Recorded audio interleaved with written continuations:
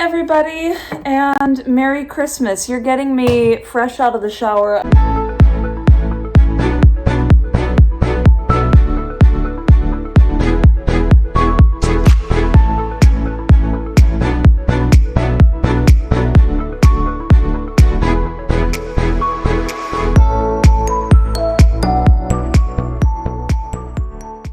It is around noon on December 24th.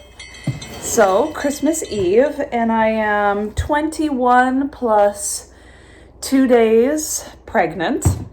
So, today we're going to do like a 20 and 21 week pregnancy update. And then I have this box that I received from my beautiful friend Alden that we're going to go through. It is breastfeeding stuff. A lot of it is stuff that I actually sent to her when I finally was able to emotionally detach myself from my pump. After exclusively pumping for 13 months with my youngest, I thought I was done having kids. I thought that was the end of my breastfeeding journeys. That was the end of it. I sent my pump off and everything, and lo and behold, I now have it back here with me. So we'll just go through and see what kind of goodies I have here. I'll talk about my breastfeeding plans. Also got another little goodie in the mail that I'll show you guys. Real quick, just to explain why I'm filming this video on Christmas and why my house is dead quiet, it's because I'm alone. I'm really sick.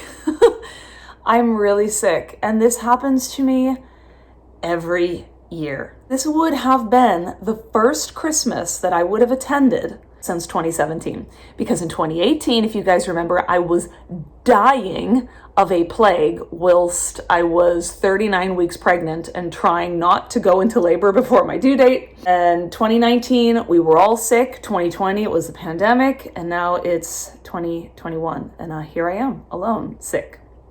My husband took the kids to my in-laws. Anyway, a note about being sick. I came down with this 2 or 3 days ago, and yesterday morning I did a COVID test because all of my symptoms are consistent with a common cold, and they're also consistent with Omicron. I have a headache, sore throat, runny, stuffy nose, like extreme fatigue, and I had body aches for the first day, and now like they're kind of just coming and going. But my actual pregnancy symptoms are not much. Up until a couple days ago when I got sick, I've been living life normally. I've been lifting Monday through Friday. I have been walking the dogs, actually all of last week, and I'll put a video here because it's ridiculous. We have like these piles of wood logs at the very bottom of part of our land in our goat pen. We were going to build a wood shed there over the summer, but then we decided that was not the best place to put the wood shed because it was sort of like in the middle of nowhere, and yeah, just not a good idea. So I have to move those logs back up all the way up to like where our goat pen is, because that's where my husband did end up building the wood shed. I was supposed to have done this between like August and September before the winter kind of set in, but I got pregnant and I just was not feeling good. I had morning sickness and all the other sicknesses. And so I just, it just fell to the wayside. So we had a thaw last week, and I was able, like the snow melted, the freeze kind of let go. I was able to move a significant amount of our bigger logs. So I did that for cardio. My belly, which I'll show you guys in a minute, is big enough now that I'm banging it on things. Like I'm not really aware of my spatial changes. I keep hitting it with the cabinet doors. The main symptom is exhaustion. Even outside of being sick, I have been like mega pooped. It doesn't matter how much sleep I get. Once 5 p.m. rolls around, I'm a waste.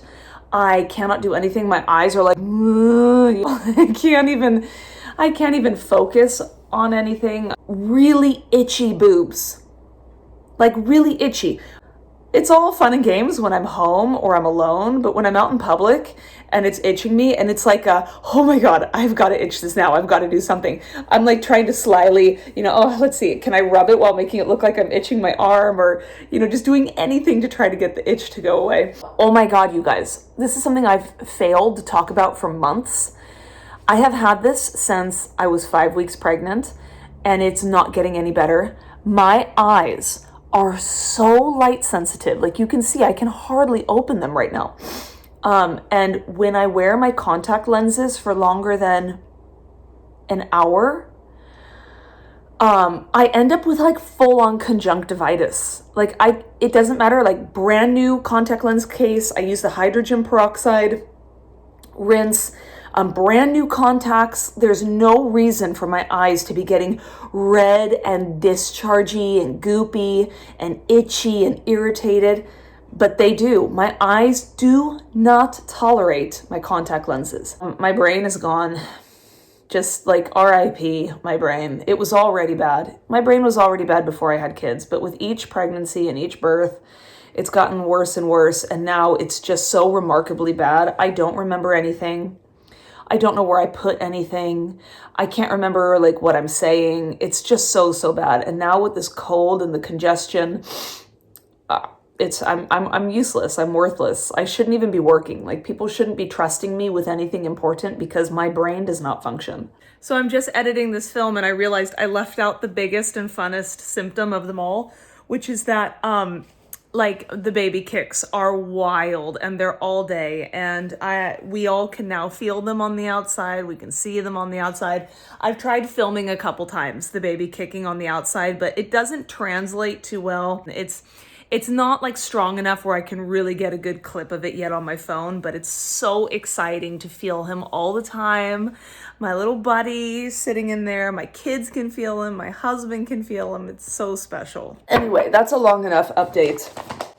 Let's just start with the goodie because it's like right here on the top. I scored a brand new, unused Solly Baby infant wrap. Solly Baby.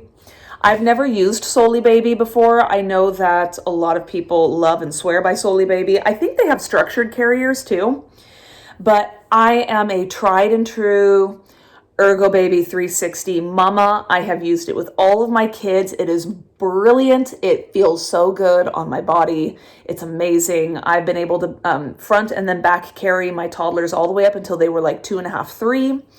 Anyway, with my daughter and my son, I used the baby Catan for the first 6 to 8 weeks because even with the infant insert in my Ergo Baby, my kids were never big enough for me to like comfortably and safely carry them. And I think they need to meet some sort of like length or weight requirement before you can even put them in the infant insert. And like, it just never felt safe. So I saved the Ergo for when they're a little bit bigger, like 2+ months. And the Catan I just wore. But the thing I didn't like about the Catan is that it wasn't really adjustable. It's like this one loop of material, and then you have like a waist tie, and that is adjustable, like you can tie that tight. I could never get it tight enough or like loose enough when I was engorged, and like it stretched out so easily. It was always stretching out. And then once I lost some of the like baby weight and I wasn't so engorged, I just didn't like it. I didn't hold my kids' necks really well. Like they were always in this weird slouching, non-ergonomic positions. So I scored this from the expat in Sweden baby group. A mom sold this, never used, for only 100 crowns. Okay. That's $10. She bought this I think she bought this in the US, I think she said for $65. I don't know what this actually goes for now, but I got it for 10 and it's never been used. So I'm super, super pumped because I sold my Catan thinking I was done having kids, and it was not going to be something I was going to be able to logically afford to replace because we are super tight on money right now. We are budgeting for this trip to the US next year for my sister's wedding, and it's going to cost us an actual freaking fortune. So happy that I got this for such a good price. That is that goodie. Now this box, I will like iCard or link down below or something my exclusive pumping videos. I am so glad I took the time to do those exclusive pumping videos, and I wasn't even going to do them. I didn't feel qualified in the moment to do any kind of videos because I felt like a fraud because I never produced enough milk for my son. And I've rewatched those videos, and it came up to be that I was producing anywhere from, like, basically on average, I made 2/3 of the milk that he drank. But those videos have saved my life because now I know, between the videos and my Instagram posts, I know exactly like what size flanges worked at what point in my journey, and I know exactly the settings that I used on my pump. How did I power pump? How long did I pump? What settings did I use? Like, when it's going to give me such a boost now because I know what works for me, and I logged how to do all the hacks and what I would do and what my nighttime routines were and what my pumping routine was. And so I'm really, really glad I took the time to do those videos, and I plan to do them again in postpartum. It's just going to be very awkward and disjointed because I don't know what's going to happen this time. So it's not going to be put together like I know exactly what I'm going to do and this is how it's going to work and blah, blah, blah, because I have no idea. I am desperately hoping that nursing will work. I am reading an amazing book right now. I'm going to go get it. I just got this from my library. It's like a super basic looking book. It's called Amningsboken. It's obviously in Swedish, but it's amazing because they talk about the history of why breastfeeding went to the wayside and how it was lost over many generations, and how like the baby food industry and bad breastfeeding advice in the Western world and stuff really took away the woman's feelings that she is sufficient enough and how to do it and this and that. And I know I struggle with milk output, but I know there are things that I can do still to try to make it better. I'm hoping that by starting power pumping from the moment this baby comes out, in fact, I actually plan to harvest colostrum or try to harvest colostrum before he comes. I'm hoping that by keeping myself on a very strict high liquid intake, and I've got a couple other things up my sleeve, that I'll be able to get my supply up quick enough that my son won't lose so much weight and get so jaundiced in the beginning, like has happened with my daughter and my other son. And then I'm hoping I can just trust my body, that so long as I can get my babies to be putting on a little bit of weight and getting the diaper output and everything. I know they say that the nursing baby is more efficient at removing milk than the pump is. I know I have elastic nipples, and I know that because through painstaking trial and error, I found that on my Spectra Pump, I have to keep myself in massage mode, like not in actual milk expression mode. I have to keep it in that, it's like shallow, quick sucking mode. I have to stay in that mode the whole time, because if I do like the long sucking mode, whatever, my nipples get too drawn in, it shuts off my milk ducts. I'm not able to remove all the milk. So I'm hoping that if I can this is my plan. Like, I need to find a way to get my milk output high enough in the beginning, because it takes my body forever for my milk to come in, like a full week. If I can get my milk to come in sooner and in a better quantity, my child will not get so jaundiced and lose so much weight in the beginning that I have to supplement, because that gets very confusing. Like, well, when do I feed him versus when do I pump? And you're triple feeding, and it's horrible. And if I can just get the baby to hold on, maybe we can get a really good nursing relationship established so that the baby is able to remove more milk than my pump can. That's the plan. And I'm glad I've put it out into the universe now, because it'll be really interesting to see what happens. So let's see what we got in here. I have some So we have a little bit of milk storage bags, not much, but it's something. These are spare tubing, which it doesn't look like she used, but I had ordered these off of Amazon, never ended up using them. Like, you don't really ever need to replace the tubing for Spectra. As long as it like sticks really well in the connection port on the pump, you don't wash them, you don't need to do anything. So we have a storage bag, oh yay, with my milk saver cups. These are awesome when you're breastfeeding on one side and you're like leaking from the other. You can collect what you leak. Anyway, here are all of my flanges. I've got the 24s, I've got some 19s. I thought I used 21s, but yeah, here's a 21. So I probably have to take stock, but I'm really glad I have 24s. Oh wow, here's a 28. So I have a set of 28s. I think that's what the Spectra standard comes with. And then I have some 24s, which I ordered alongside my pump last time. And then I have some 19s and some 21s. So that's good. Pro tip, if you find yourself exclusively pumping, you're going to want to have a bajillion flanges so that you're not having to wash dishes every single hour. Let's see, this is these are some adapters that you get from Maymom so that you can use Medulla parts for your Spectra, or you can use like Spectra parts on a Medulla. I've got all kinds of adapters. Yeah. Oh yeah, these are all my collection bottles. Definitely gonna need to buy more. I had, I think 20 collection bottles. It looks like I only have, what, 1, 2, 3, 4, 5, 6, 7 or 8 in here. I only sent to her the ones, like the very best ones I had, and then I gave all my other ones to my toddler to play with in her treehouse. So I'm gonna have to replace those. Oh my gosh, look at this. Okay, so I got these off of Amazon. These are pumping bras. They're super adjustable. They've got like this Velcro piece in the back that you can, I'm not gonna bother with it, but you can adjust them.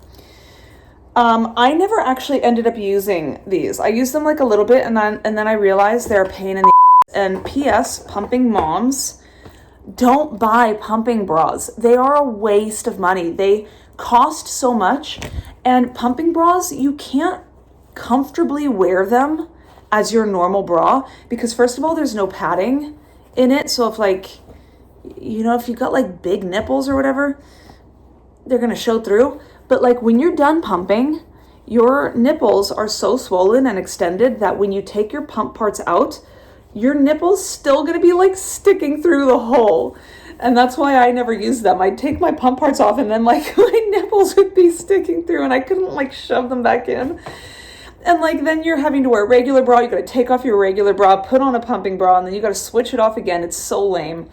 I did the nursing bra hack, which I will put, I have a video of it on my Instagram, but I screenshot that video for one of my pumping groups that I have rejoined. And so I'll just put it up here so that you guys can see how you do the nursing bra hack. And that way you can just wear regular nursing bras, pump with them on and be done with it, you know? This little cup I got at the hospital with Sonder when I was needing to pump and cup feed him when he was just a couple days old. Here are my spare valves and membranes. I use the Medulla Valves and membranes. These are actually Maymom third party that I get off Amazon, but they're meant for Medulla, but they fit Spectra. And I like these so much better than the Spectra duckbills because the duckbills are very awkward to clean. Like if you really want to get in between the little duckbill valve and clean it, you run the risk of like you eventually are going to stretch it out. They're just a pain in the ass to clean, but these you can just take the membrane off and use a toothbrush and clean, and I love these. These are all the backflow protectors. This is what makes the Spectra a closed system. Aha! How funny that there's only one gel pack. You can heat them or you can freeze them, and then they just go around your boob. Very soothing. And now, the moment we've all been waiting for, my pump. I just I just never thought. I just never ever thought that I'd have this in my possession again. This is the conundrum I'm up against. I'm actually going to look up how to do this and then show you guys, but I don't know. I think I'm going to need to buy another pump despite having this one. I think I'm going to just like have this in my car and make this my car pump, and then I'll have a home pump. The reason being that, let me Google this real quick. Don't mind these marks. This is like, I had actually drawn with permanent marker all over my pump, and then I use baking soda and toothpaste to rub it off, but there are some stains still on it. Anyway, this is how you figure out how many hours your pump, your Spectra pump, has been used for. So you turn it on, and then you press the bake-in mode, and then you do cycle up, vacuum down, cycle down, vacuum up, and then bake-in again. And this number here, these 4 digits, are the number of hours this pump has been used for in its lifetime. So this pump has been used for 1,655 hours. But the motor in the Spectra is only guaranteed for 1,500 hours. Now, when I say only, that's actually really incredible, 1,500 hours. The Spectra pump has the longest rated motor of all of the breast pumps on the market. I believe, don't quote me. This was back in 2018, so things might have changed. I don't know. But for exclusive pumpers, that's really good because this pump will theoretically last longer than any other pump. But this one, it's still obviously working, but it is beyond its guaranteed lifetime. So I don't know whether I should just buy another one and have 2, or if I should stick with this one and hope that the motor still works just as strong and it lives for as long as I need it to. I just don't know. I don't know what to do. I know that a lot of pumps are on back order. I think what I'm going to end up having to do is just order a pump and then not open it and keep the receipt. And then if I have a successful nursing relationship and maybe I don't need to use a pump all that much, then this one will be good enough. But what I don't want to do is risk this one dying, because then I need to go rent a Medulla Symphony from my local, I can't think of words. My local pharmacy, because that is the next best pump that I respond to. I don't respond to any other pumps. And that will cost me 800 crowns a month, and like you pay for each month at a time. So 800 crowns, it's like $80 to $100. If I were to buy another pump right now, I believe the S1 right now is on sale for 1,600 crowns. So basically 2 months worth of rental for the Medulla Symphony would just buy me a whole new pump. So it's a gamble. I think I'm just going to end up having to punt and buy the pump. We don't have insurance out here that does like the pump coverage. It's one of those things you have to buy on your own. So that's that. Anyway, this update has been very long, but we've covered a lot of things. I like it. I'm locking it in time. Let's go do a bump date now. Okay, so here is what the bump looks like from the front. Again, black is not a good choice because you can't really see. But from the side, that is, I don't know what to do with my arms. What do I do with my hands? Put them here. That is what we're working with. Again, I'm 21 plus 2 with my third baby. And then just taking a look at it from here, you can see it's, yeah, I have a decent bump right now. This is what I'm talking about when I say I'm like banging it against things, because I just don't realize it's here. This is what it looks like from the other side. I had someone ask me the other day what I've used to prevent stretch marks. You can't prevent stretch marks. They're genetic. It just depends on how your hormones are and how your skin and your body react to like the hormonal and genetic situation. If you read into the clinical studies, no cream, lotion, potion, anything like that can actually reach deep enough into the layers of skin that break, that cause the stretch marks. And so the lotions and potions and oils and everything that you spend all that money on, they're really good if you're itching. I don't have anything. I don't buy anything because I just think it's a waste of money. They probably would help me a lot with my itchy boob. It itches right now. But I've not had like an itchy belly, so I've never really bothered, but they say that it's good for that. If you want to do everything you possibly can to like lessen the severity of stretch marks or whatever, they say to stay hydrated. I think like if you take collagen during pregnancy, don't quote me, don't quote me on that. I think it might help with skin elasticity. I've just lucked out. My mom got stretch marks with all of her babies. I have stretch marks from puberty. I don't know if you can see.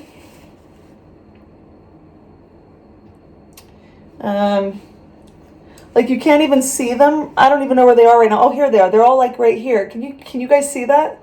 Like they look silvery. I have them on both of my hips, and I also have them on my boobs. I don't know if you can see right there. Do you see those silvery lines? They fade over time, you know. I think they were pretty dark and reddish or purple when I got them. I was like 13 years old and had no idea what was going on, and I wasn't sweating it because I thought, well, whatever, I don't know. It's just my body. So I assumed I was going to get stretch marks in pregnancy and all my pregnancies, and I'm like, I'm just going to embrace it. There's nothing I can do about it, so why bother? Why spend all the money and stress about it and be disappointed? And then I never ended up getting anything. So it just is what it is. We all have the things that we get on our skin. Some people get stretch marks. You know what my thing is? I get, let's see, I get all of these freckles. I don't know if you can see them right now.